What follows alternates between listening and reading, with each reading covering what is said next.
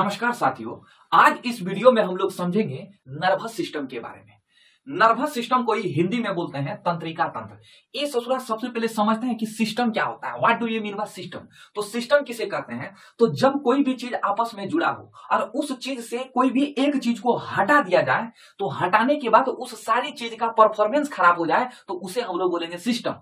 तो उसी तरह हमारे शरीर में भी सिस्टम है, कई प्रकार के सिस्टम है। अगर कोई भी एक सिस्टम में खराबी हो जाए या कोई भी चीज घट या बढ़ हो जाए तो ससुरा पूरा शरीर जो है काम करना बंद कर देता है, यानी कि वो सिस्टम पूरा डैमेज हो जाता है। तो हमारे शरीर में कई प्रकार के सिस्टम है, जैसे श्वसन तंत्र, पाचन तंत्र, परिसंचरण तंत्र, कई प्रकार के तंत्र हैं। उसी में से एक तंत्र की बात करेंगे जिसका नाम है मित्रों तंत्रिका तंत्र। आइए हम लोग समझेंगे तंत्रिका तंत्र के बारे में। तंत्रिका तंत्र क्या करता है? तो देखिए, शरीर का वह तंत्र जो सोचने, समझने और शरीर के सभी भागों पर नियंत्रण और समन्वय स्थापित करता है, उसे हम लोग बोलते हैं तंत्रिका तंत्र। पूछेगा क्या बोल दिया आप, तो समझिए, हमारे अंगों पर अगर किसी भी शरीर के मेन अंगों का नियंत्रण ना हो तो जब मन तब ससुरा पेशाब कर देंगे, जब मन तब हम लोग जो है वोमिटिंग कर देंगे। तो नियंत्रण करता है, समन्वय स्थापित, समन्वय मतलब तालमेल बैठाता है। जैसे अगर मान लीजिए नाक कहे हम सांस लेने छोड़ देंगे और खून कहे कि ना हम ऑक्सीजन को ले ही जाएंगे, जब हम सांस ही नहीं लेंगे तो जो है रक्त ऑक्सीजन को कैसे ले जाएगा मित्रों? हमने बताया था ना कि रक्त जो है ऑक्सीजन को ले जाने और कार्बन डाइऑक्साइड को ले आने का काम करता है। समझ पा रहे हैं मेरी बात को? अगर मान लीजिए हमारा मुंह खाना ही छोड़ दे, हमारा मुंह अगर खाना लेना ही छोड़ दे, हमारे शरीर में किसका पाचन होगा? जब पाचन नहीं होगा तो ऊर्जा मिलेगा कहां? समझ पा रहे हैं? तो समन्वय होना चाहिए, सब में तालमेल होना चाहिए आपस में। तो वो जो तंत्रिका तंत्र होता है ना, हमारे शरीर के सभी अंगों के साथ तालमेल बनाए रखता है और नियंत्रण करके रखता है। समझ पा रहे हैं मेरी बात को? और जो तंत्रिका तंत्र है ना, ये ससुरा तंत्रिका कोशिका से मिलकर बना होता है। इस तंत्रिका कोशिका को हम लोग न्यूरॉन भी बोलते हैं। क्या बोलते हैं मित्रों? न्यूरॉन भी बोलते हैं। हमारे शरीर की सबसे लंबी कोशिका कौन सी है मित्रों? तो आपका तंत्रिका कोशिका है, या इसे हम लोग न्यूरॉन भी कहते हैं। आई मेरी बात समझ में? जो तंत्रिका कोशिका है ना, हमारे शरीर में 100 अरब तंत्रिका कोशिका है। कितने अरब तंत्रिका कोशिका है? 100 अरब तंत्रिका कोशिका है। सबसे पहले आप ये बात याद रखिए, हमारा शरीर किससे बना है? कोशिका से मिलकर बना है। हमारा शरीर जो है कई कोशिकाओं से मिलकर बना है। उसमें से एक जो कोशिका है उसका नाम है तंत्रिका कोशिका। केवल तंत्रिका कोशिका जो है हमारे शरीर में 100 अरब है। कितना है? 100 अरब। और सबसे ज्यादा, उसमें से सबसे ज्यादा जो है वो हमारे ब्रेन में है, माइंड में है। ब्रेन का जो तंत्रिका कोशिका है ना, इसमें ससुरा कोशिका का विभाजन नहीं होता है। पूछेगा ये विभाजन क्या होता है? देखो यार, कोशिका का अगर मान लो विभाजन हो गया ना, जैसे मान लीजिए यहाँ कस के हम मारे, तो जोर से अगर यहाँ आपको हम मार दिए तो यहाँ क्या होगा? कोशिका यहाँ ससुरा मर गया। और जब कोशिका जब यहाँ मर जाता है, अगर मान लो यहाँ विभाजन नहीं होता ना कोशिका, तो यहाँ घाव आपका खत्म ही नहीं होता, सदा के लिए घाव रह जाता। तो यहाँ क्या करता? बगल वाला, यहाँ जो कोशिका जो मर जाता तो बगल वाला कोशिका झांकता, कौन सी भेलू रे, कौन सी भेलू रे, तो बोलता अच्छा कोई बात नहीं। तो ये क्या करता है? पानी छिड़ता है, उठ उठ उठ उठ उठ चाचा उठ, तो उठा देता है। अब जो अधमर्गुआ कोशिका रहता है वो धीरे धीरे जगता है, जगने के बाद धीरे धीरे कोशिका का निर्माण कर देता है। यानी कि एक कोशिका से मिलकर उसका जो है केंद्र को अलग कर देता है, और केंद्र को अलग करने के बाद वो कोशिका का विभाजन हो जाता है। हम शायद कोशिका के बारे में कभी चर्चा की है कि कोशिका का विभाजन कैसे होता है, समसूत्री विभाजन, असूत्री, कई विभाजन कई प्रकार के होते हैं। तो ससुरा इसमें इसका जो केंद्रक है, एक्चुअली में इसमें केंद्रक का विभाजन हो जाता है। और जब केंद्रक का विभाजन होगा तो नया कोशिका जन्मेगा, और जब नया कोशिका जब पैदा लेगा तो यहाँ घाव धीरे धीरे भरना शुरू हो जाएगा। लेकिन हमारे मस्तिष्क में कोशिका का विभाजन होता ही नहीं है। और अगर विभाजन नहीं होगा तो ससुरा, अगर मान लो मस्तिष्क में जोर से हुमच के कोई मार दिया, हुमच के चोट लग गया, तो हमारे मस्तिष्क में कोशिका का विभाजन होगा ही नहीं। और जब कोशिका का विभाजन नहीं होगा तो घाव छूटेगा मित्रों? नहीं छूटेगा। इसलिए आपको पुलिस जो है हेलमेट लगाने कहते हैं। आप बनते हैं बड़ा हीरो, जहां गिर जाइएगा, तहां चोट लगेगा, तब बन जाइएगा जीरो। मर्दे हेलमेट लगाओ, हेलमेट। और तंत्रिका कोशिका जो है भ्रूण की एक्टोडर्म से बनती है। किससे बनती है? एक्टोडर्म से बनती है। और तंत्रिका तंत्र की संरचनात्मक एवं क्रियात्मक इकाई को हम लोग क्या बोलते हैं? तंत्रिका कोशिका। यानी कि तंत्रिका तंत्र जो है किससे मिलकर बना होता है? तंत्रिका कोशिका से। हमारे शरीर की संरचनात्मक एवं क्रियात्मक इकाई क्या है? कोशिका। और तंत्रिका तंत्र की संरचनात्मक एवं क्रियात्मक इकाई क्या है मित्रों? तो वो है आपका तंत्रिका कोशिका। और आपसे पूछे मस्तिष्क की संरचनात्मक एवं क्रियात्मक इकाई क्या है, तो वो भी हो जाएगा आपका तंत्रिका तंत्र या तंत्रिका कोशिका, या न्यूरॉन भी बोल सकते हैं उसको। ठीक है, यानी कि हम कह सकते हैं हमारे मस्तिष्क में या तंत्रिका तंत्र में सारा चीजें काम और जितने भी संरचना होता है वो कौन करता है मित्रों? तंत्रिका कोशिका करता है। हमने बताया कि शरीर में तंत्रिका कोशिकाओं की संख्या 100 अरब है। तंत्रिका तंत्र जो है या तंत्रिका कोशिका जो है अधिक संख्या में कहाँ है? मस्तिष्क में पाई जाती है। और तंत्रिका तंत्र के अध्ययन को या मस्तिष्क के बारे में जो अध्ययन करता है उस शाखा को बोलते हैं न्यूरोलॉजी। क्या बोलते हैं? न्यूरोलॉजी। और जो डॉक्टर होता है उसको बोलते हैं न्यूरोलॉजिस्ट। क्या मेरी बात को समझ पा रहे? अब देखिए हमने यहाँ लिखा है कि तंत्रिका तंत्र के क्या कार्य है, जरा ध्यान से समझिए। हमारे शरीर में 5 ज्ञानेंद्रियां हैं। ज्ञानेंद्रियां मतलब समझे जो बाहरी वातावरण को महसूस करता है वो कितने ज्ञानेंद्रियां हैं? या संवेदी अंग भी कहते हैं उसको। ज्ञानेंद्रियां को क्या बोलते हैं? संवेदी अंग। वो संवेदी अंग कौन कौन सा है? तो आपका हो गया पहले आंख, फिर कान, फिर नाक, आंख, कान, नाक, जीभ, इसके बाद आपका त्वचा हो गया। 1 2 3 4 5 संवेदी अंग या ज्ञानेंद्रियां कितनी होती है? 5 होती है। आंख, कान, नाक, जीभ और त्वचा। यही ससुरा बाहरी वातावरण का आभास कराता है। अगर ये पांचों ना रहे तो हम बाहरी चीज को देख कैसे पाएंगे? कान रहेगा तो सुन कैसे पाएंगे? नाक नहीं रहेगा तो हम सूंघ कैसे पाएंगे? फिर जीभ नहीं रहेगा तो स्वाद कैसे ले पाएंगे? और त्वचा नहीं रहेगा तो हम गर्म और ठंडा का अनुभव कैसे कर पाएंगे? समझ पा रहे? अब देखिए ये क्या करता है, ये पांचों ज्ञानेंद्रियां, इसको अगर हम संवेदी अंग बोलेंगे तो समझ आओगे, ये पांचों को हम संवेदी अंग बोलते हैं, समझ गए? या ज्ञानेंद्रिय बोलेंगे तो समझ आइएगा आप, ठीक है? अब ससुरा ये क्या करता है, ये जैसे मान लीजिए स्कूल में जाते हैं तब पिछवा ब्रेंच वाला यहाँ च्यूटी काट लेता है, च्यूटी काटा तो ससुरा च्यूटी काटा, कहाँ काटा? त्वचा में काटा, यानी कि चमड़िया में काटा। और हे चमड़ी क्या किया, हे चमड़ी तुरंत यहाँ, जैसे यहाँ काटा च्यूटी तो यहाँ च्यूटी काटा तो हे यहाँ जो तंत्रिका तंत्र, यहाँ बहुत सारे तंत्रिका तंत्र है, ये तंत्रिका तंत्र किसको भेजता है? मस्तिष्क को भेजता है। च्यूटी काटा, अभी मस्तिष्क काटा, अच्छा च्यूटी काटा है, कहाँ काटा? तो यहाँ बोला यहाँ काटा है। अब ये मस्तिष्क भेजेगा किसको? अब जैसे आपको पैर से मारना है, जैसे मान लीजिए चींटी काटी है, अब आपको एक फाइट देना है तो ये मस्तिष्क भेजेगा हाथ को, कहे तुम देख रहा, मार मार मार ससुरा, मार मार मार। तब मस्तिष्क क्या करेगा? मस्तिष्क भेजेगा हाथ को, ग्राही अंग को, इसको भेजेगा, प्रतिक्रिया करेगा, अरे तुम देख क्या रहा हाथ, मारो ससुरा मारो, तो मारेगा, ऐसे आएगा, ये दिमाग देगा, दिमाग बोलेगा इस हाथ को क्या देख क्या रहा, मार ससुरा मार मार मार मार, धड़ास। समझ रहे? तो ये कौन करवा रहा? तंत्रिका तंत्र। अब उसको गलती से नहीं बोलना हमने मारे हैं, तंत्रिका तंत्र मारा है, तो तुम बता देगा तंत्रिका तंत्र मारा है कि कौन मारा है। समझ रहे? बायोलॉजी वहां नियम नहीं लगेगा, समझ पाए? तो वही लिखे हैं तंत्रिका तंत्र के कार्य आंतरिक व बाहरी वातावरण से संवेगों या सूचनाओं को ग्रहण कर मस्तिष्क को संप्रेषित करता है। मस्तिष्क को क्या भेजता है? सिग्नल भेजता है कि हमारा च्यूटी काटलकू या मारलकू। इसके बाद ग्राही जो ग्रहण करने वाला होता है वो सूचनाओं द्वारा मस्तिष्क को सूचित कर देता है। जो ग्राही होता है, जो सूचना को लेता है, वो मस्तिष्क को क्या करता है? इंफॉर्मेशन दे देता है। इसके बाद प्रतिक्रिया को संबंधित अंग तक प्रेषित कर देता है। मतलब अब जैसे यहाँ तुमको चुटी काटा, अब तुमको मारना है कि क्या करना है, वो फिर मस्तिष्क भेजेगा उस अंग को, जैसे लात से मारना है तो लात को भेजेगा, मार मारो मारो लात से, एक लात हचाक से दे दिया। समझ पा रहे? तो कैसे तंत्रिका तंत्र काम कर रहा है, समझ पा रहे मेरी बात को? अगर समझे मित्रों एक बार इसका स्क्रीनशॉट लीजिए। तो मित्रों हमने आपको तंत्रिका तंत्र के कार्य के बारे में बताया। अब जो है तंत्रिका तंत्र के रचना के बारे में समझिए, यानी कि न्यूरॉन की रचना के बारे में समझना है आपको, ठीक है?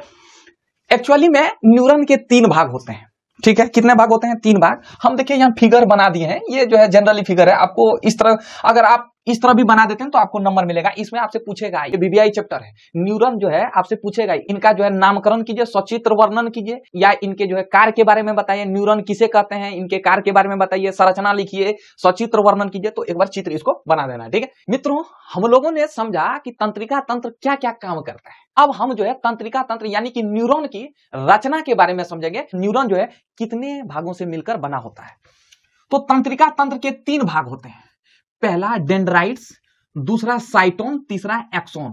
अब पूछेगा कि आप इंग्लिश का है बतिया रहे हैं, तो सुनिए, हैकराम जो है ना ससुरा इंग्लिश पूछ देता है, डेंड्राइट्स ऐसे पूछ देता है, ठीक है? तो आपको भी जो है इंग्लिश इसमें याद रखना है, या इंग्लिश ही याद रखें इसका। इसमें ससुरा साइटोन ऐसे लिख देगा, साइटोन, एक्सोन ऐसे लिख देगा, एक्सोन। समझ पा रहे? तो आप इसका जो है हिंदी भी याद रखिएगा और दूसरा इंग्लिश भी याद रखिएगा। डेंड्राइट्स को हिंदी में द्रुमिका कहते हैं, और साइटन या सेल बॉडी दोनों एक ही होता है इंग्लिश में, इसको हम लोग कोशिकाएं बोलते हैं, और एक्सोन को तंत्रिकाक्ष बोलते हैं। अब ध्यान से समझिएगा, यहां ससुरा एक्सोन क्या है, डेंड्राइट्स क्या है, साइटोन क्या है, इसको समझना है। जो है जो तार आकार का नहीं है, इसको बोलते हैं डेंड्राइट्स। क्या बोलते हैं मित्रों? डेंड्राइट्स। ये जो बड़का गोल गोल जो नहीं है, हैकरा बोलते हैं हम लोग साइटोन। क्या बोलते हैं मित्रों? साइटोन। और हे जो गुच्छा गुच्छा नहीं है, इसको बोलते हैं हम लोग एक्सोन। क्या बोलते हैं मित्रों? एक्सोन। क्या मेरी बात को समझ पा रहे हैं या नहीं समझ पा रहे हैं? इसको क्या बोलेंगे हम लोग? एक्सोन बोलेंगे। अब जो है मतलब इसका जो मुख्य भाग है यही 3 गो होता है। इसके बाद छोटे छोटे भाग यहाँ जो है फिर 9 होते हैं। हम बताएंगे आगे चल के, अभी 9 बताएंगे। पहले आप इसको समझिए, मेन भाग को समझिए। पहला भाग कौन सा है? डेंड्राइट्स। अब हम डेंड्राइट्स के बारे में लिखे हैं। डेंड्राइट्स को हम लोग हिंदी में बोलते हैं द्रुमिका। क्या बोलते हैं मित्रों? द्रुमिका। ये ससुरा क्या करता है, जरा ध्यान से समझिए। सबसे पहले हमने ये पॉइंट को जो लिखा है, ये आपका कोशिका हुआ, यानी कि साइटोन हुआ। कोशिका से निकले हुए पतले जो है तारनुमा आकार जैसा है, उसे हम लोग क्या बोलते हैं? डेंड्राइट्स कहते हैं। और ये ससुरा क्या करता है, जितना भी संवेदी अंग नहीं है चाचा, 5 गो संवेदी अंग के बारे में बताते हैं, आंख, कान, नाक, जीभ, त्वचा, जितने भी संवेदी अंग होते हैं, ये क्या करता है? बाहरी वातावरण से सूचना को लेता है। जैसे मान लो कोई चीज खराब गंध लग रहा है, तो खराब गंध लग रहा है तो उसमें कौन लेगा? आपका संवेदी अंग कौन काम करेगा? काम करेगा। तो ये लेगा, और लेने के बाद ये मतलब ये तंत्रिका तंत्र के किस भाग में चला जाता है ये सूचना? तो ये आपका डेंड्राइट्स में जाता है। तो वही लिखे हैं कि यह संवेदनाओं को संवेदी अंग मतलब आंख, कान, नाक, जीभ, त्वचा, समझ पा रहे हैं?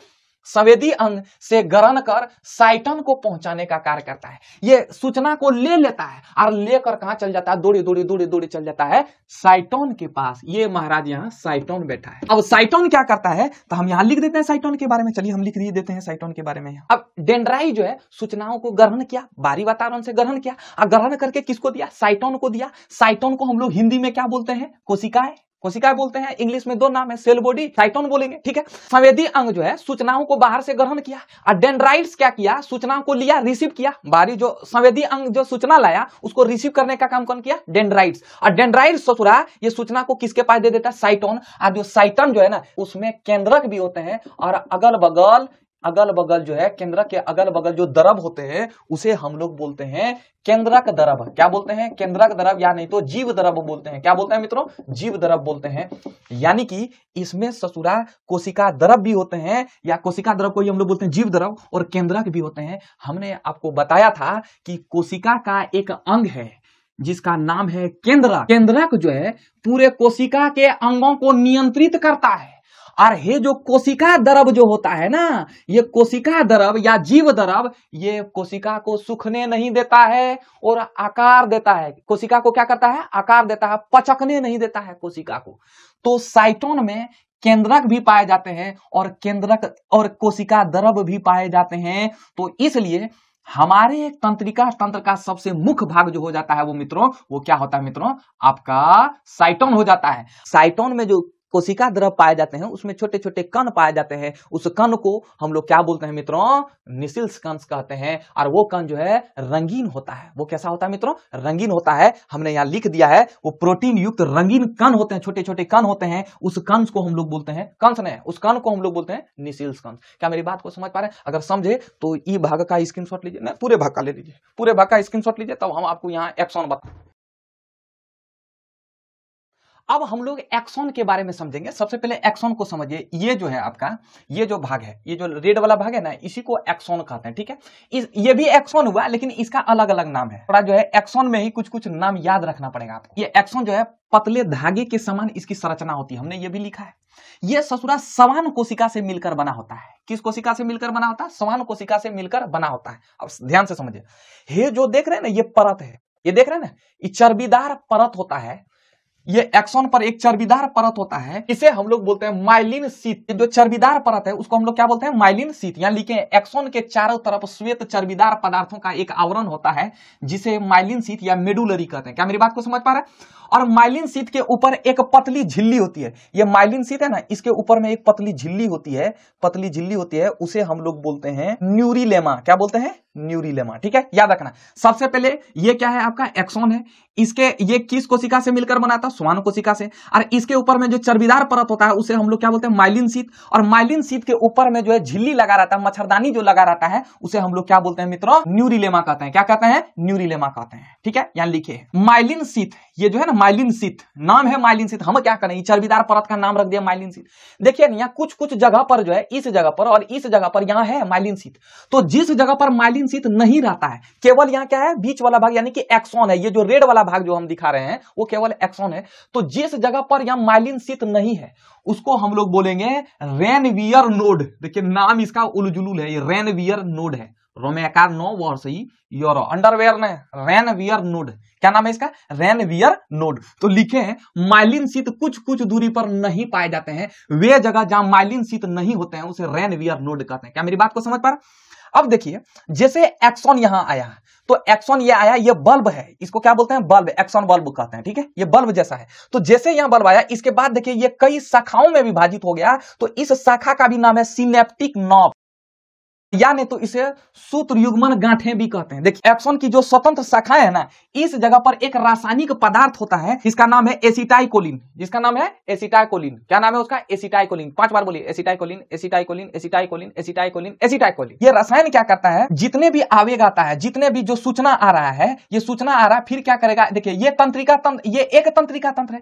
अब ये दूसरी तंत्रिका तंत्र के किससे जुड़ जाता है, डेंड्राइट से जुड़ जाता है, और इसमें सारे सूचनाओं को इसके डेंड्राइट्स को देता है। फिर तीसरी तंत्रिका तंत्र में जाएगा, फिर इसी तरह होगा, उसका भी तो सिनेप्टिक नर्व्स होगा, वो भी किससे जुड़ेगा, डेंड्राइट से जुड़ेगा। अब यहां मान लीजिए हम एक नया न्यूरॉन बनाएंगे, तो यहां क्या हो जाएगा आपका, यहां आपका डेंड्राइट्स हो जाएगा। एसिटाइकोलिन जो रसायन है ये सूचनाओं को किसको दे देता है मित्रों, डेंड्राइट्स को दे देता है। तो वही लिखे हैं जो तंत्रिका आवेग को एक्सॉन से दूसरे न्यूरॉन्स के डेंड्राइट्स में पहुंचाती है। जो तंत्रिका तंत्र का सबसे पहला भाग क्या था, डेंड्राइट्स। डेंड्राइट्स क्या करता है, सारे संवेदी अंग से सूचनाओं को लेता है। जैसे हम किसी को देख रहे हैं तो देखना एक सूचना है, वो ले लिया, सूचना कौन लिया, आंख। आंख के पास किसके पास पहले गया, डेंड्राइट्स के पास, वहां तंत्रिका तंत्र लगा हुआ है, डेंड्राइट्स के पास गया। फिर डेंड्राइट्स वो सूचना को भेज दिया किसके पास, साइटोन के पास। साइटोन किसके पास भेज दिया, एक्सॉन के पास। अब एक्सॉन क्या किया, फिर ये सूचना को यहां भेजा, एक्सॉन देखिए यहां एक्सॉन, एक्सॉन है, यहां कई एक्सॉन है। ये एक्सॉन क्या किया, इस सूचना को सिनेप्टिक नर्व्स के पास भेजा, और सिनेप्टिक नर्व्स के पास जो है एसिटाइकोलिन जो है एक रासायनिक पदार्थ है, ये रासायनिक पदार्थ क्या किया, दूसरे न्यूरॉन के डेंड्राइट्स में भेज दिया। फिर इसी तरह करके ये सूचना कहां आ गया, हमारे दिमाग में आ गया कि ससुरा उसको तुम देखा था, याद है।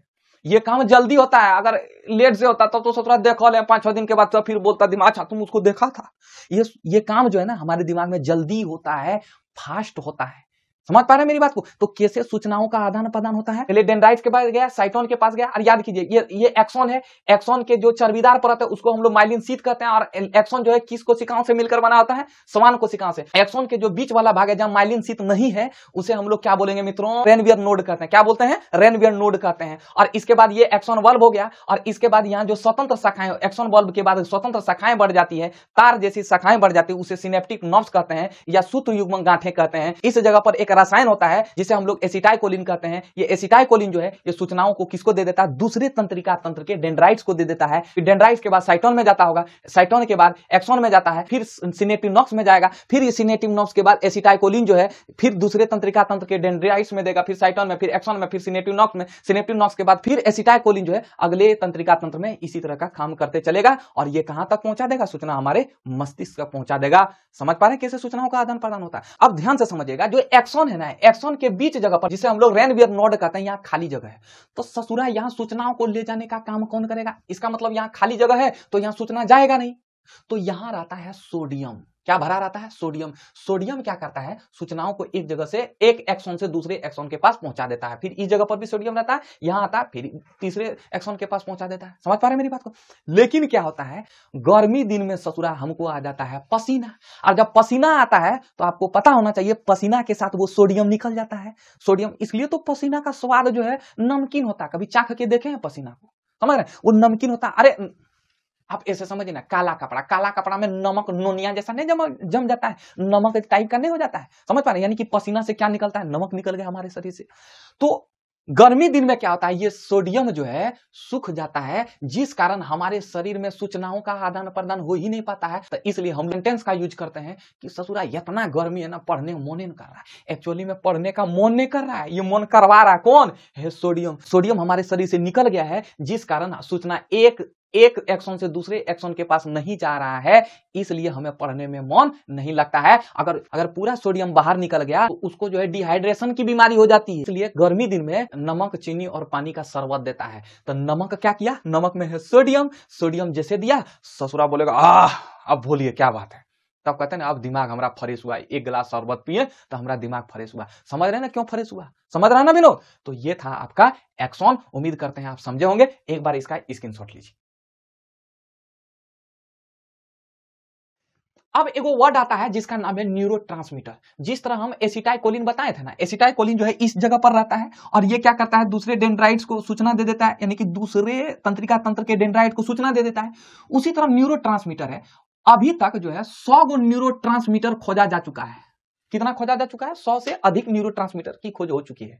समझ पा रहे हैं? अभी वैज्ञानिक इस पर शोध कर रहे हैं। न्यूरोट्रांसमीटर है क्या? तो न्यूरोट्रांसमीटर एक प्रकार का रासायनिक संदेश वाहक है, मतलब संदेश को ले जाने का काम करता है, जो एक रासायनिक सिनेप्स में मौजूद संकेतों को एक न्यूरॉन से दूसरे न्यूरॉन तक पहुंचाता है।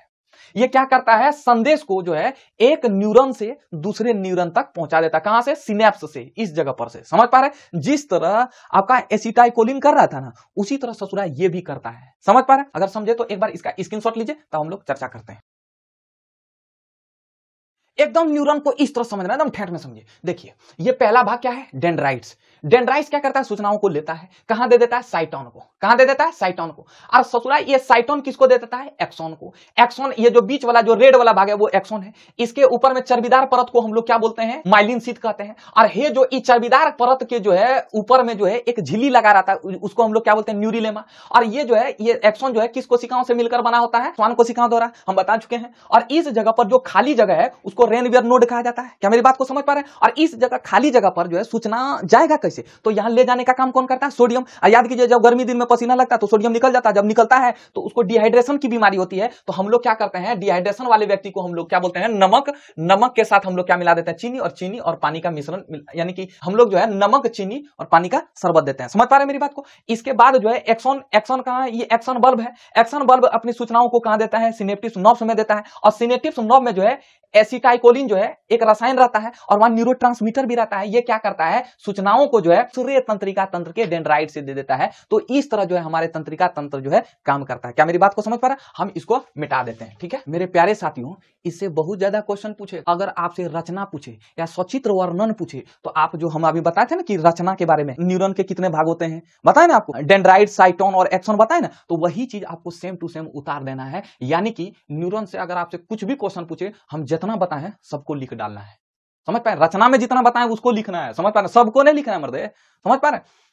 रचना भी बता दिया और कार्य भी बता दिया। उम्मीद करते हैं कि आप 2-3 बार फिगर को बना लेंगे, ठीक है। हम आपसे निवेदन करते हैं कि आप जो है न्यूरॉन का 3-4 बार फिगर को बनाइएगा और देख लीजिएगा। तरिया जो है डेंड्राइट्स है और हो जो गोलका है ससुरा साइटोन है, और है जो यहाँ जो छोटा मतलब बिखिया जैसा रहा है, मतलब ढोंपो नियर रहा था, उसको हम लोग क्या बोलते हैं? एक्सॉन। तो उम्मीद करते हैं कि हमेशा की तरह ये वीडियो आपको इन्फॉर्मेटिव लगा होगा। मिलते हैं नेक्स्ट वीडियो में। बहुत बहुत धन्यवाद।